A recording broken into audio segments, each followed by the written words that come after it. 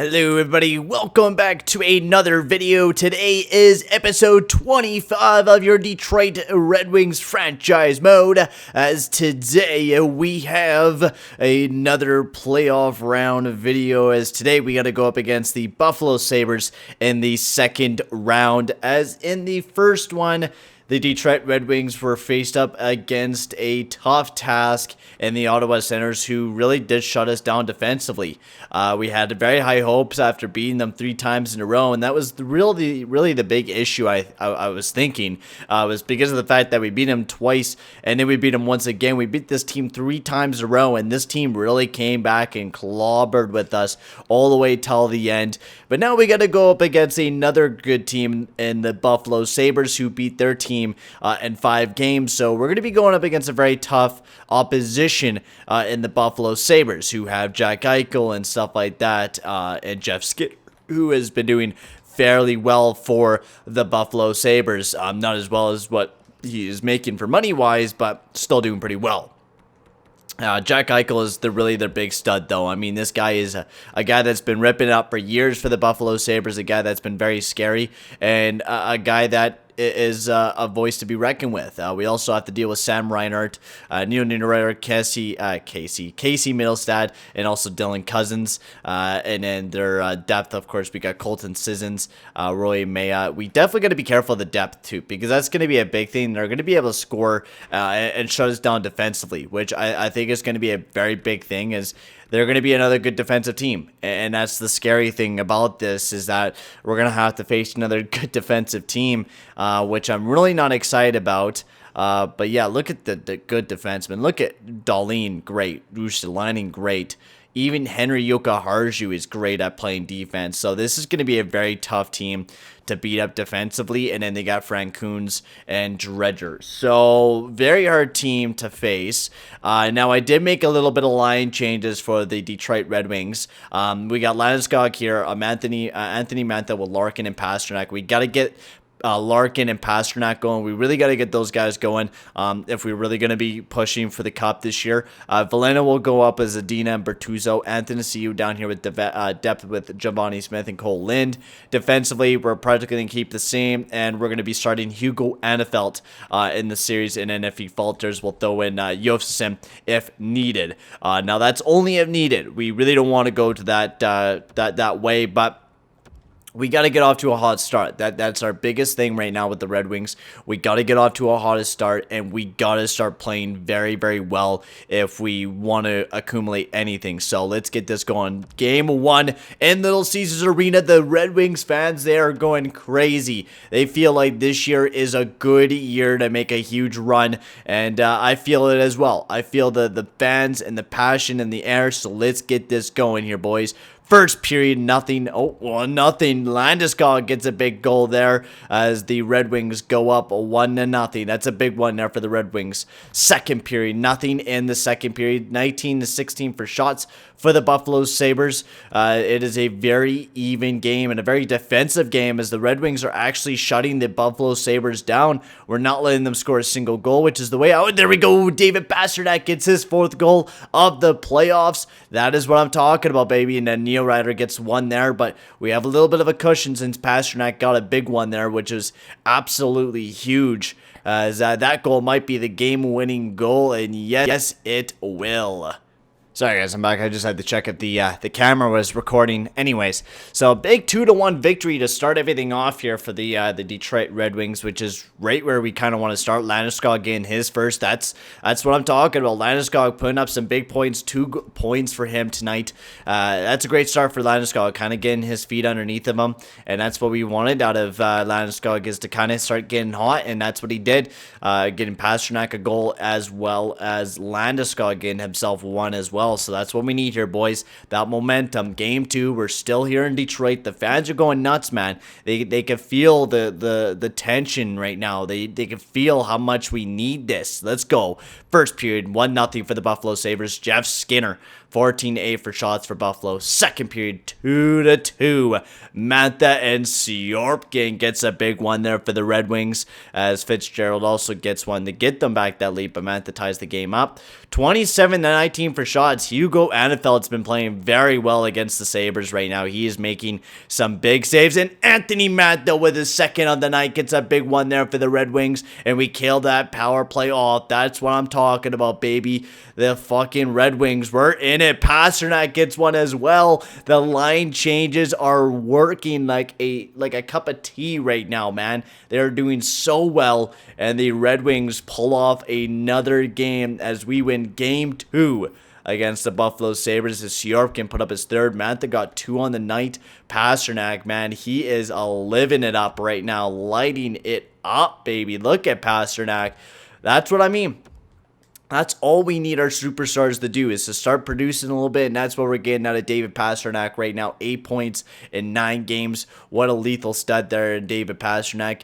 Game 3, we're heading to Buffalo with a 2-0 series lead. We are taking a very demanding one as well, which is a good start for us. That's the way we want to start this, and that was the way I dreamt about this. So let's see if we can really keep her going. Can we take that 3-0 series lead, or will the Buffalo Sabres kind of inch their way back into the series? First period, 1-0. Colton Sissons gets one there, 13-6 for shots for Buffalo. Second period, 2-1, as Landeskog and Dylan Larkin gets his first goal of the playoffs. 23-19 for shots. And Weston Moen gets one as well, baby. That is what I'm talking about. And Dylan Larkin gets another one, his second goal of the night. The superstars are out there tonight, baby. The Red Wings are living it up right now. Jack Eichel gets one on the power play, though, with 9:30 left in the third period. But is it enough for the Buffalo Sabres to inch their way back in the game? And it looks like it is not. Oh, Jeff Skinner gets one there, but it's still not enough as the Red Wings walk away with a 4-3 victory, as Larkin, Landeskog, and Moen all getting big goals to carry us to victory. Weston Moen, 2-point night for that, man. Shane Wright had a couple points out there. I mean, man alive, this team is just living it up right now. The points are just going all over the place. This might be our quickest video yet, unless the Buffalo Sabres are able to make a comeback. But right now they're down 3-0. The Red Wings are looking for the sweep. They're looking for the broomsticks right now here, boys. Let's see if we can pull it away. Come on, boys. First period, 2-1 for Buffalo. Eichel and Skinner. That's been the only line that's been able to produce for them. And Colton Sissons. The Buffalo Sabres have really not been able to get very much past Hugo Anafel right now. Dylan Larkin gets his first goal of the playoffs, or his third goal of the playoffs. He's been lining it up. Second period, 3-3 as Pasternak on the power play, and Andrei Sjorpkin from the point gets one for himself as the game is tied up at 3 going into the third period. Will the Detroit Red Wings get a big goal to maybe bring out the broomsticks, baby? But it's still a tie game here. Oh, and Casey Middlestad with 11:24 left gets one there for the Sabres. Will the Red Wings be able to get back into this game, or will they lose this one? Come on, boys. We got to get something right now. We wanted those broomsticks, boys. We don't get the broomsticks out as we lose game 4 as the Buffalo Sabres finally win 1. But what a night, man. Pasternak once again putting up a crap ton of points. I mean, this guy's been killer in this Buffalo Sabres series, my lord. And same with Larkin.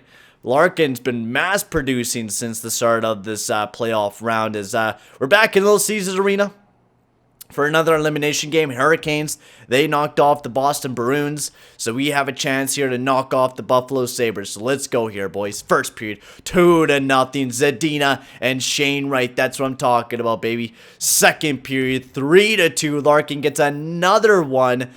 Tonight, man, he is just absolutely feeling it as Dredger is in the night for some reason. There's Buffalo pulled Frank Coons for some reason. Oh, and Scott Lawton gets one there for the Buffalo Sabres. Ooh, it's a tied up game with 10 minutes remaining here in the third period. Are the Buffalo Sabres going to inch themselves back in? And Kempney gets one. Oh my god, what the fuck is going on, guys? We had the lead, and now we're going to lose it again. Holy shit, the Buffalo Sabres are back in the series. What the fuck is going on here, boys? We were dominated. We had that 3-0 series lead, and now it's back to fucking being scary again, bro. Okay, we gotta fucking get Connor Burrows off that line. Mantha NMC. Giovanni Smith with Mantha NMC Burrows. I want that there. Moen's really not playing very well with Seth Jones. I think we throw Brandt Clark up there. See how well he does with Seth Jones, because we need to get that top pairing going. So let's see if that works. We got to get something going here, boys. We took 2 wins where we let the Buffalo Sabres back into the game, and we cannot let them push to a Game 7. Like, legit, we do not need another Game 7 right now, especially since the Carolina Hurricanes swept the Boston Bruins. We got to finish this game right here, right now, or we're going to lose this. Like, we got to win it tonight. Come on, boys. First period, 2-0. Mantha NMC Burrows. Shorthanded power play. That's what I'm talking about. 18-5 for shots. They heard me. They heard me giving them shit. Second period, 3-0. 28-15 for shots. This is the way we fucking play hockey. We play like this, we win every single night. But when we let loose a little bit and let the fucking team walk right back in, that's when we lose the series. As Hugo Anifel might actually get his first career playoff shutout with 5 minutes remaining here in the third period. Will Hugo be able to pull it off? And the young Hugo Anifel pulls off a shutout in the playoffs as we win 4-0. We got a little bit scared there. I would have to say I've been a little scared since we went through some tough franchise modes over the low, and Bertuzzo's out of the lineup. Hopefully he'll be back for the next round. But yeah, we're on to the next round. In 6 games where we legit thought the Buffalo Sabres were going to be able to push back and maybe make a little bit of a comeback. We get a 3-day break, and we got to go up against the Carolina Hurricanes in the conference finals. And then on the other side, we got Dallas versus Nashville. So big series going on here. Who won the cup last year? I can't even remember. I have to do some research on that again. Who won the cup last year? I can't remember. Was it in our conference? I wish we could check the awards during the playoffs, but we can't, because I would go and check who actually won it last year. It was Columbus. Oh, Chicago won it last year, didn't they? They swept the Columbus Blue Jackets. Right, that's what it was. Okay, so here we are with the playoff stats. Dylan Larkin, my lord.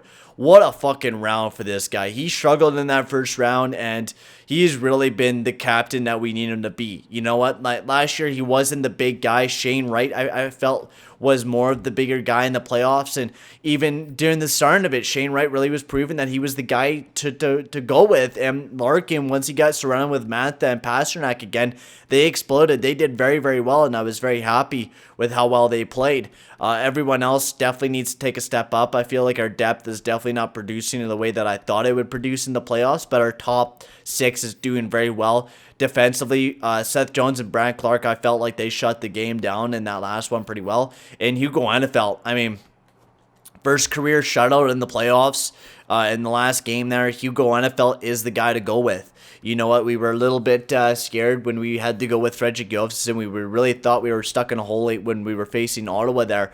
But now we got to go up against the Carolina Hurricanes, who I know is probably going to be a very tough team to go up against.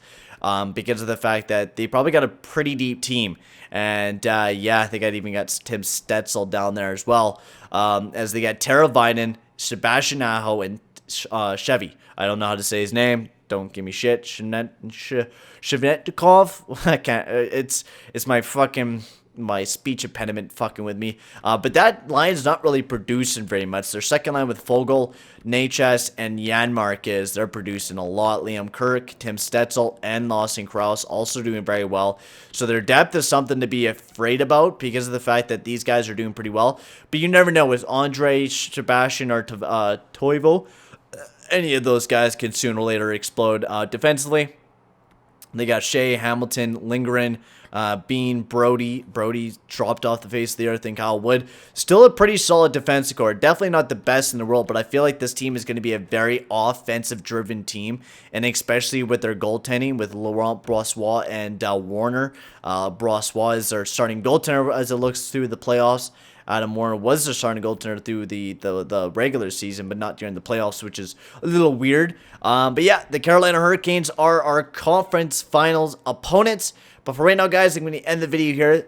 Thank you very much for watching, and I will see you guys in the next video. Adios, amigos.